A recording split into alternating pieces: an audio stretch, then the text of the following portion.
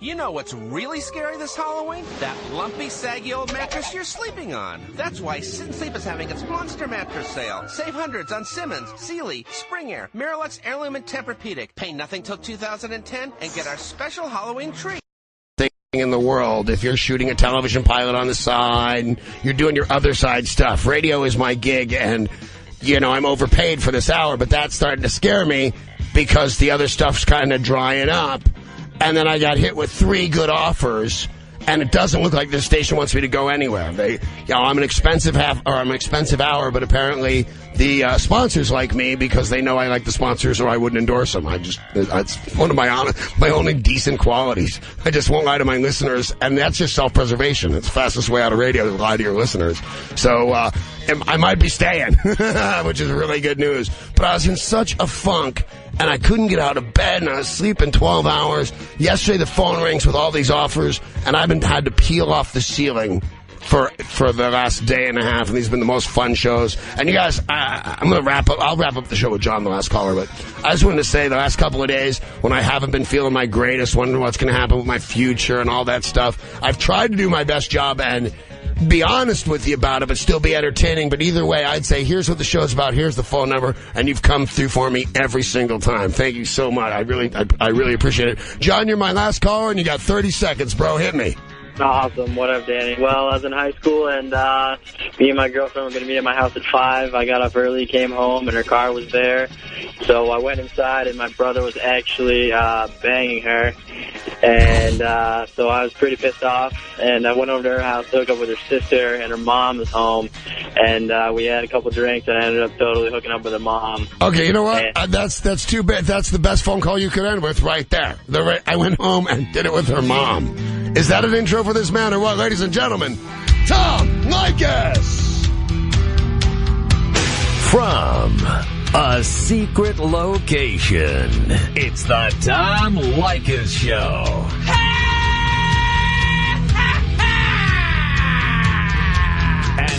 And now, here he is, Tom Leykis. Thank you for tuning in to the Tom Leykis Show. We are less than 2 weeks from Election Day now. Less than 2 weeks. And in this segment of the program, I want to ask you a very pointed question. You know, many of you over the years have asked me why you don't talk about politics. Tom, why don't you talk about politics? Why don't you talk about politics? And there was a reason for that. And the reason was simple. Because for years, no one's been paying any attention. Why do you think we're in the mess we're in now? No one was paying any attention.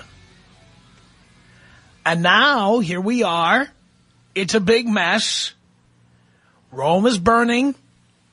And suddenly now everybody has dialed 911. Suddenly everybody is paying attention. Suddenly everybody now wants to know, how did we get into this mess and how do we get out of it? And so, knowing that anywhere from 60 to 80 million people have been watching these debates, the presidential and the vice presidential debates, knowing that they are predicting record turnout this year, I made a conscious decision to go back to doing what I did years ago, and that is to spend more time talking about politics. Not 100% of the time, just more time, because all of a sudden, politics went from nothing. It went from nowhere to being the most important thing on people's minds.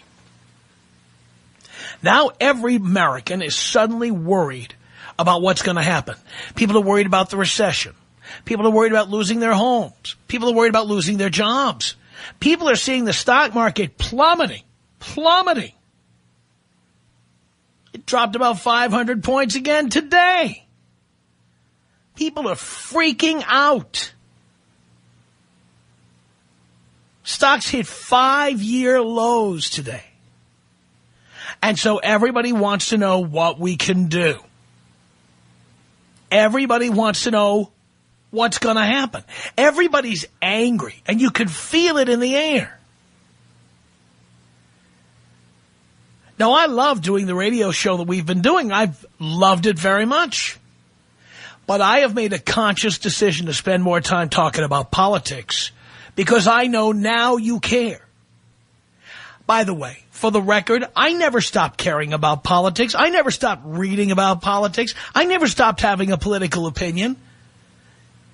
But I know something that many people who have since become unemployed in the talk radio business had a hard time figuring out. You have to figure out what people really care about and talk about that. And if people lose interest in what you're talking about, or if people have bigger concerns than what you've been talking about, you have to switch gears and talk about what people really care about. That's what I've been saying on this program for years. I have said that I talk about the issues you really care about. And right now, you really care about whether you're going to have a job. Right now, you really care about whether you're going to get thrown out of your house. Right now, you care about whether you're going to go broke, whether you're going to have to file for bankruptcy. You're worried about whether you're going to have a job in a year. Right now, you're worried about what happens if we change political parties. What happens when we have a new president? What is all of this going to mean? And because I've never lost interest, and because I still do care, I've decided to bring that back to being part of my radio program. We never made an official announcement. We've just done it. And the response has been amazing. The phone response, the email response, huge. Now, granted, I have gotten some emails, and that's what prompted this conversation this hour. I have gotten some emails from people saying, stop talking about politics. Stop talking about it. Go back to talking about sex. Stop talking about politics. But those people are in the minority, and yet I thought I would find out from you how you feel about this direction I've taken with the radio program. I thought it would be interesting to see if you're finding it useful, if you're finding it interesting, if you're finding it entertaining. Maybe you're just pissed off at me for doing this. So I thought this would be a good opportunity to find out. The vast majority of you have jumped right in with both feet, and I have seen the phones go crazy. I have seen the email quadruple, quintuple. The email is crazy. I need to find out, though, if you want more of this.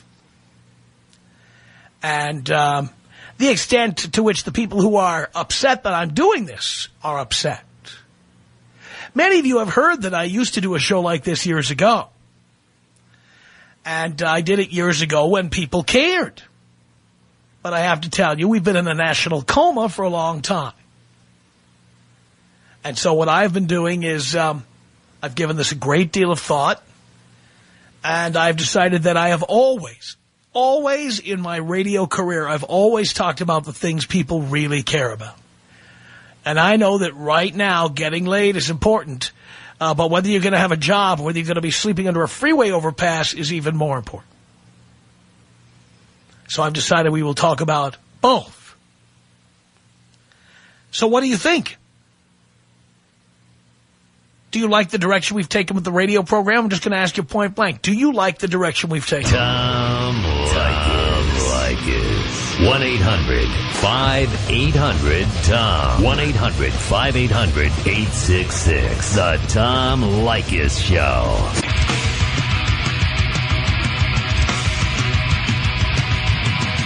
It's the Tom Leykis Show. With shorter commercial breaks than ever before. Oh, my. 1-800-5800-TOM. Mike on the Tom Leykis Show. Hello. Hello. Brian on the Tom Leykis Show. Hello. Tom. Yes.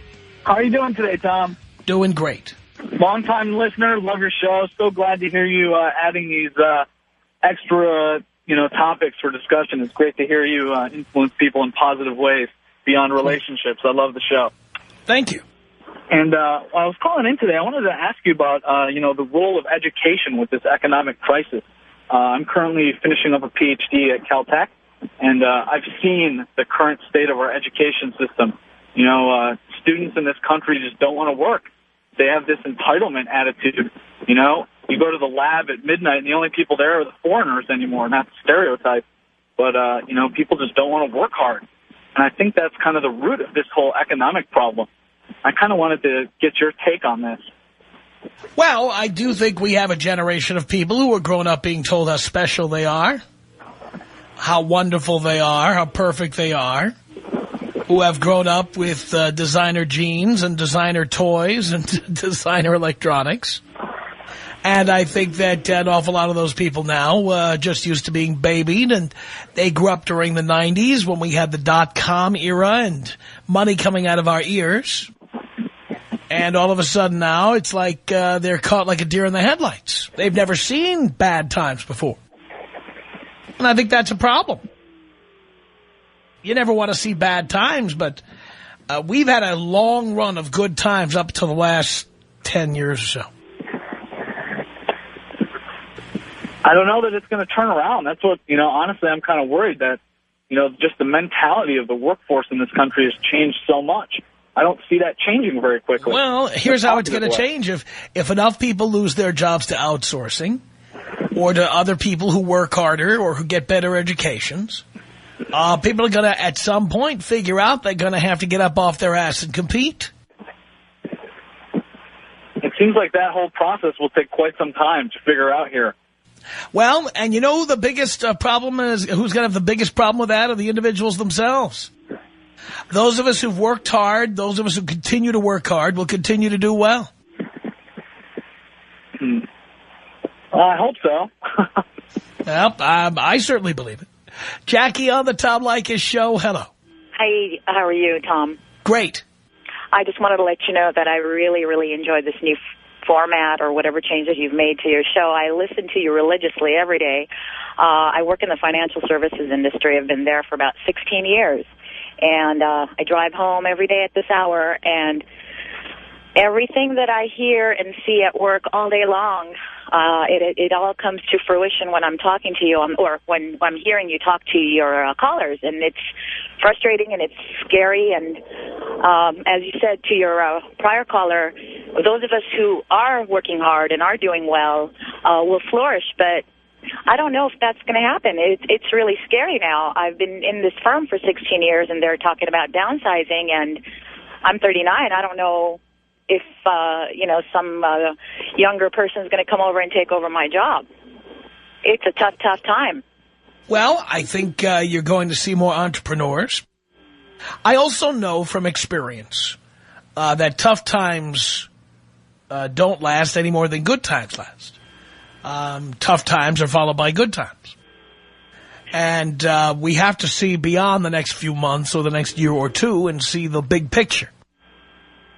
Many billionaires will be made out of people who had the guts today to invest and stay the course and continue to get educations. These are the people who will flourish down the line. And I agree with you, and I know that is a wonderful investment opportunity for the rest of us. But what about job security? How do you invest when you don't know if you're going to have a job? How do you put more money in? Well, by the way, what your definition of an investment is different from mine. One of the investments I suggest that people make, in fact, the first investment, is to pay all debts. If you have an 18% MasterCard, putting money in there is an 18% return right off the top. There's no stock or bond paying 18% right now. Agreed. I tell that to my clients all the time. That's an investment. Yeah, but if you want to go from step one to step two, if you want to do better and you want to get on the market right now, I know a lot of people who are doing well. However, they're all very concerned about, what's going to happen in the next year or two. It's a perfect opportunity for me to buy my second home right now, but I don't know if I'm going to have a job in the next 6 months. I totally understand.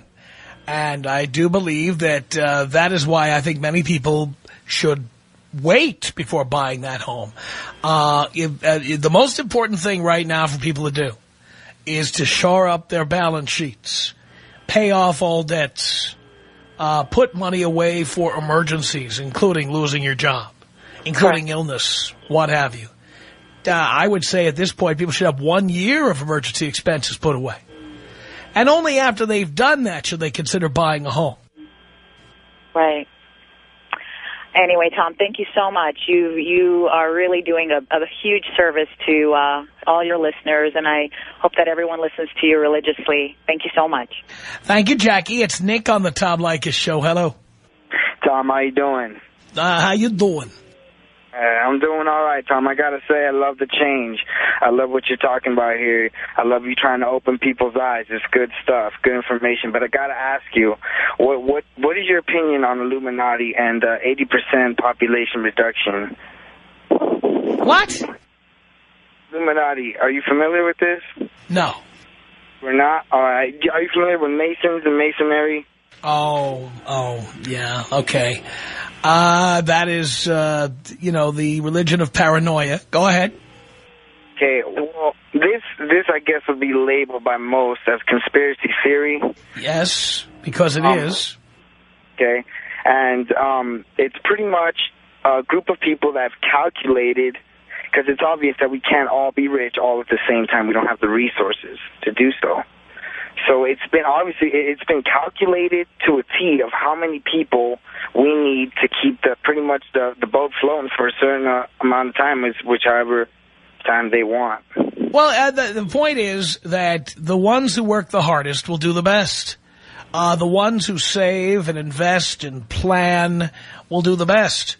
The ones who take out their Visa cards and keep spending with no ability to pay back, they're the ones who are going to be in the toilet. Okay.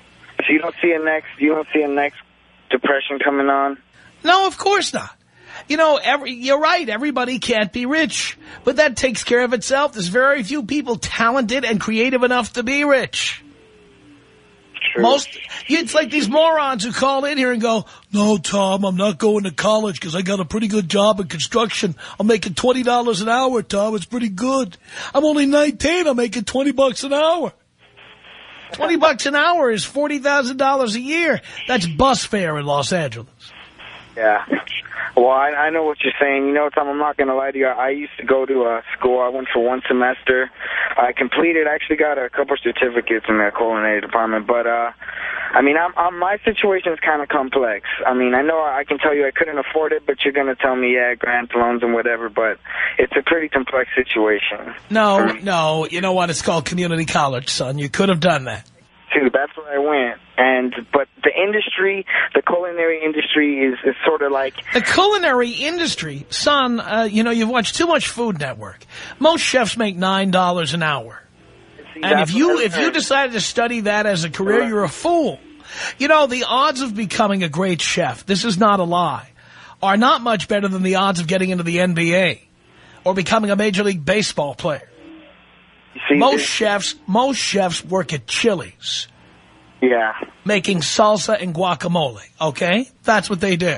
Now, I got to say I'm only 19 years old, and this is, I've learned a lot. I've learned a lot in my recent years, in my most recent years, so I got to say... You obviously haven't learned enough if you thought you were going to spend money on an education to get into the culinary industry. What do you do in the culinary industry? Which top-rated, Michelin-rated restaurant do you work for? I don't do that anymore. I'm saying, Tom, I got out of the industry a while. When I was 18, when I got out of high school, I went into it for 1 semester, and I got out. I finished the semester, but I got out, and I stopped going because I didn't want to. I thought. But you had time. Wait a minute. After 1 semester of college, you had time to change course, but you took the easy way out. Well, I guess yes. If you're gonna put it that way, yeah. But that's what it is. What do you do for a living now, son? I'm a delivery driver, and I make... yeah, here it comes. I make $23 an hour, plus overtime. How much do you make? Well, I get $165 a day for 12 hours, and I work 6. So, I mean, it's a pretty nice job. Oh, that's great money. So let's review. You make $800 a week. I make almost $3,000 a month. Let's just put it that way. Oh, so you make less than $800 a week. $3,000 a month. Do you know how to do simple arithmetic? $3,000 a month is $36,000 a year. Yeah, well, I'm 19 and I'm still living at home, so for me that doesn't... It doesn't matter. The point is, hey, 5 years from now, you'll be making $33,000 a year. How is that? Because this is not a job with advancement opportunities. What are you going to become? The head delivery guy? The delivery manager? The guy? What are you going to become? There's no future in it. Actually, my birthday's coming in February, and I was thinking of doing highway patrol as soon as I turn 20, but I'm waiting for that. You were thinking of doing highway patrol. You were thinking about it. I know I'm going to apply. Put it that way. I know I'm going to apply for highway patrol. And what happens if they don't accept you? I'm going to do my best, and I have friends who are doing that, who are in the police academy, which they say is harder than the highway patrol. You know what's even harder than that? College. Why are you too lazy to go to college? What do you suggest, Tom? What do you suggest? College. I suggest you go to college. That's what I suggest. In what? Well, what are you interested in? And the answer, and I already know the answer, is you have no interest in anything. I do want to do culinary, but you pretty much just agree with me. But that's one thing. You have only one interest in life, and that's cooking? No, actually, I have another interest. What is it? Well, I like to write, and now maybe journalism, but I need someone to piggyback off of if I'm going to go to school. It's pretty much the problem. Well, you could be going to community college right now. Yeah, and someone needs to be supporting me while I'm doing that. Why is that? You know what? Everybody else, they work and they go to college. It's hard. I had 2 jobs and I went to college. How are people doing it? You think everybody has parents supporting them? No, the statistics of how many people actually make something of themselves that go to work and go to school. Well, there's a big chasm between people who make the money you make, which is nothing, and people who are very successful. You know what? There's a big middle ground in there somewhere. You could be doing a lot better than you're doing, but you're too lazy. You are lazy. Oh, so you're going to tell me... You know where you're going to be in 5 years? Where? You're going to be there at Ralph's. You're going to be asking me if I want paper or plastic.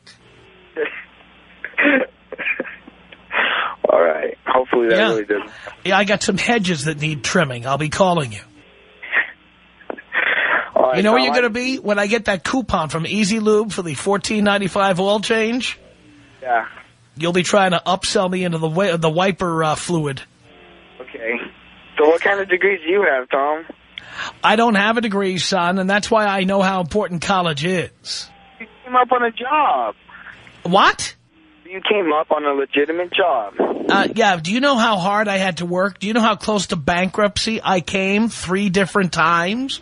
Do you know how risky it is what I did? I wouldn't recommend it to you or anybody. So... And by the way, a lazy ass such as yourself, you could never accomplish what I've accomplished. I worked 1,000 times harder than you'll ever work to get where I am. What? How do you know that? Because I can hear it in your voice. I can't go to college. I got to piggyback on somebody. Somebody's got to help me. You're lazy. And I can't work. I can't do that work and afford it at the same time. It's too expensive. You can't do what work? I can't work, or put it this way, I cannot work and go to school. And look at all the other people who do it. Yeah, and look at the number of success that comes out of these people. Well, do you have a doctor? Do I have a doctorate? No, A doctor. Do you have a doctor? I have a doctor. You have a doctor. He went to school. Yeah. And are you so sure that his parents paid for everything? Oh, yeah, I'm pretty positive. Yeah, right. Okay. How about all these people who come from other countries? See, these people are funded by the government. But if your parents that is not even true. Parents are both illegal, and your dad makes 6 figures illegally. If your parents are illegal, why are you assuming that all the people from other countries are illegal? I'm not saying that. I'm saying why do people from countries like Cambodia and China score better on tests than Americans? You know why? Americans are lazy. And they take it for granted that they have these opportunities. And you're one of them. You know what? I'm not going to lie. That's true. I am. But I am a product of the environment. That's No, and you're a product of blaming it on everybody else. That's what you are. I'm not blaming it on anyone. Yes, you are. Okay, so you're telling me that the scraps from the table, that the most of the population is getting... The scraps on the table is what you're going to get because you're lazy. And thank God, the only thing you've left out, you haven't knocked up your girlfriend yet, and I hope you will. Because later on, when I want to go to Costco and get my tires rotated, I'm going to need your help. Okay. Because I know you'll be there tightening up the lug nuts. Everyone that doesn't make how much is a lazy ass. You got to give me a number right now, Tom. Well, put it this way: what you make, you're a lazy ass. And I got to tell you something else. In Los Angeles, what you make wouldn't get you across the street. I don't live in Los Angeles. You will never, the Los Angeles area. You live in Southern California. You will never own a house. You will never own a nice car. You'll never own a new car. All you will ever do is be the slave of people like me. Even if with an extensive knowledge of the mortgage company, I don't have any degrees, Tom. I'll tell you. I used to work for a refinancing company. Of course, you're 19. You wouldn't have a degree, but if you were busy working towards a degree. People graduate from college at 21 years old. But here you are wasting your college years doing some stupid job, thinking you're Mr. Moneybags over there. I'm saving up. I'm stacking up, Tom. That's what I'm doing. Yeah. How much you got saved there, partner? Almost 10 grand, and I'm paying for my truck as well. How much do you have saved? Almost 10 grand, and I'm paying. Ooh, 10 grand. I ate 10 grand for breakfast. You ate 10 grand for breakfast? Yes, I did. What kind of stuff are you paying for, though, Tom? See, that's the difference. What do you mean, what kind of stuff am I paying for? I'm paying for the kind of stuff that multimillionaires pay for. Those who worked hard, studied, kept their debts low. I'm enjoying the fruits of my labor. And people like you in the future will be shining my shoes. And thank God we're going to have people like you out there. Tom Leykis. 1-800-5800-TOM. Tom Leykis. 1-800-5800-866. The Tom Leykis Show.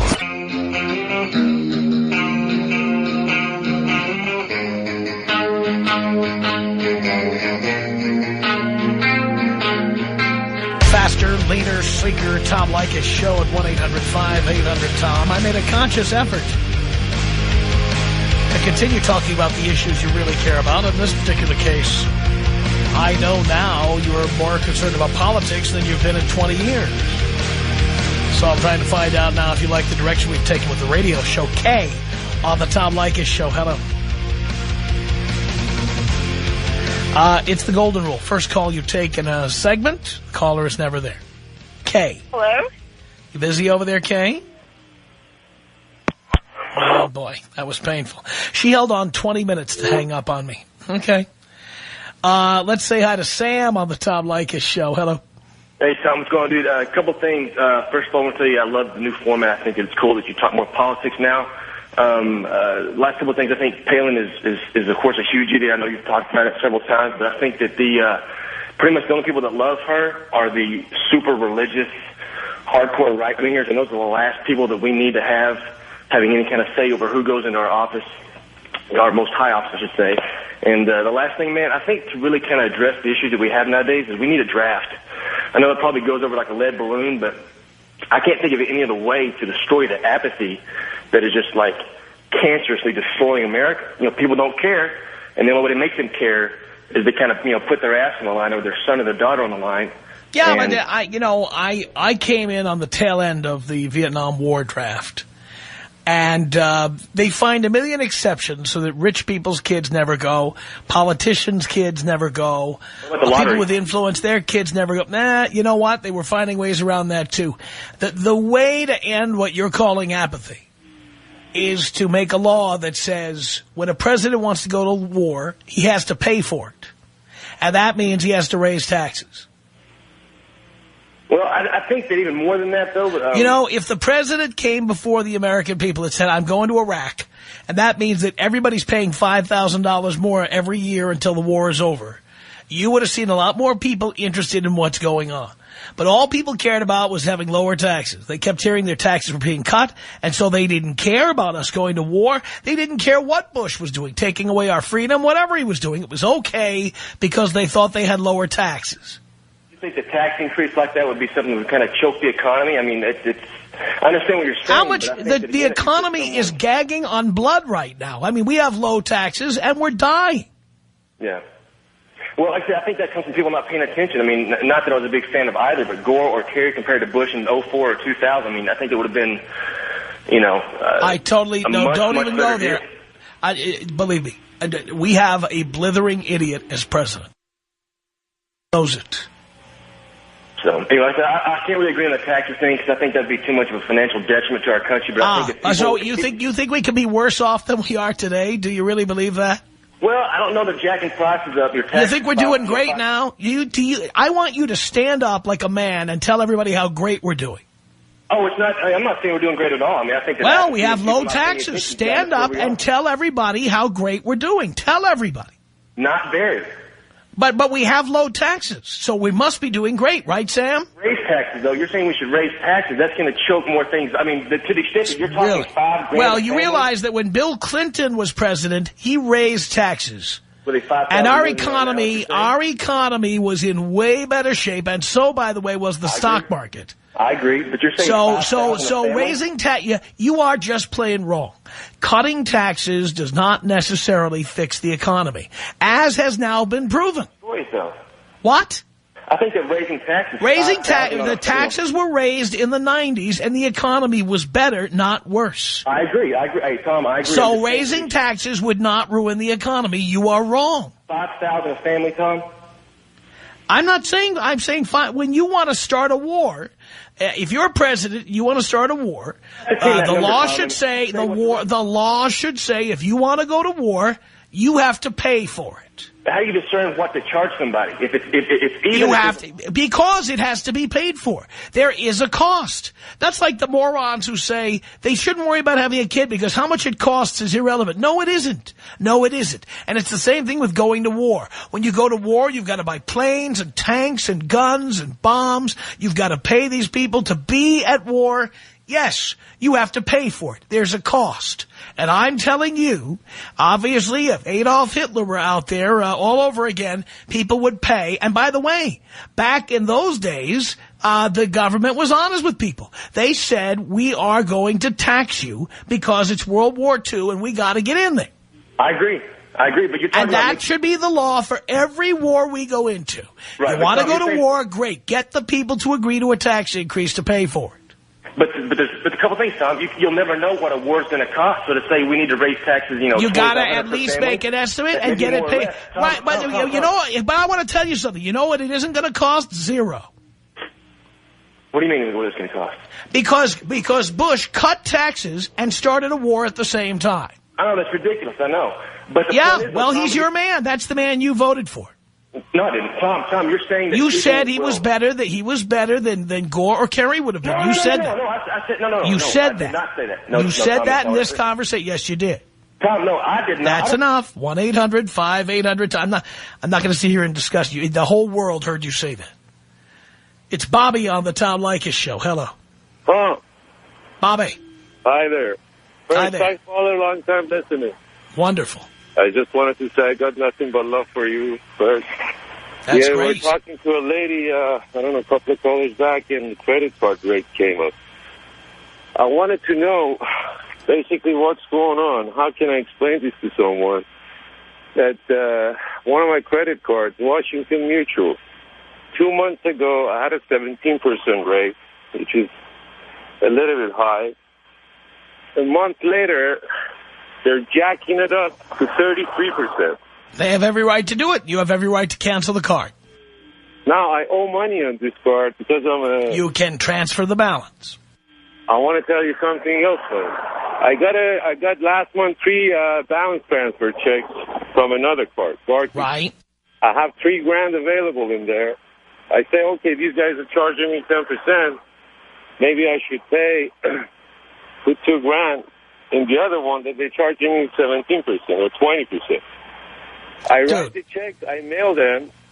September 30th, I get a letter from Barclays, the ones that they sent me the check. According to this and that and whatever, a bunch of crappy reasons, they had to decrease your credit from 8 to 5. And they bounced all the checks that they had sent me 3 weeks prior to that. Bobby, hire an attorney. Okay, but really, we're not going to solve any of those problems here. Please. Sarah on the Tom Leykis Show. Hello. Hi, Tom. Hi.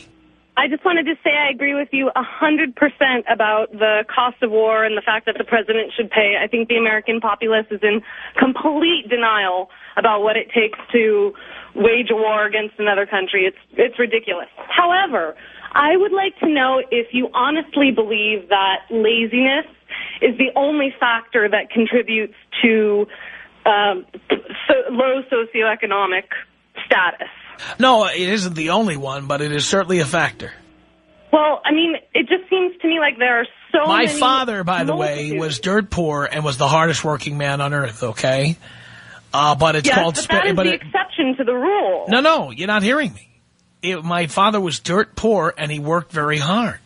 So it is possible to work hard and still be poor. Absolutely. But there's another reason that he was poor, and that was that here was somebody who was spinning his wheels. Instead of getting more education and moving his way up the ladder, he didn't. He stayed right where he was, running in plays, having beers with the guys, and never really made any attempt to move up the ladder. Well, I just want to put it out there that there are thousands, if not millions and millions of people in America who work their asses off, 2 and 3 jobs, just to eke out. But you know what many of them do? They knock up their girlfriend in high school. They get married. They have 2 or 3 more kids. They never bother to figure out the cost of anything. They don't bother to get degrees. They drop out of high school and go work for a trucking company. And then they call radio programs and they complain how unfair it all is.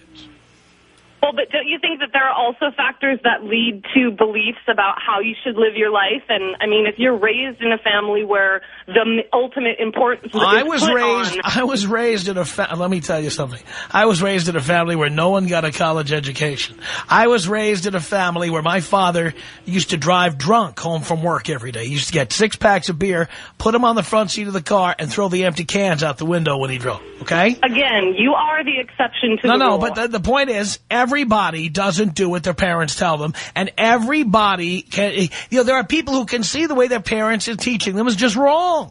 It's absolutely true, but don't you always talk in generalizations? I mean, yes, there are. Yes, because you know why I talk in generalizations? Because generalizations are generally true. Tom Leykis. 1-800-5800-TOM. 1-800-5800-866. It's the Tom Leykis Show.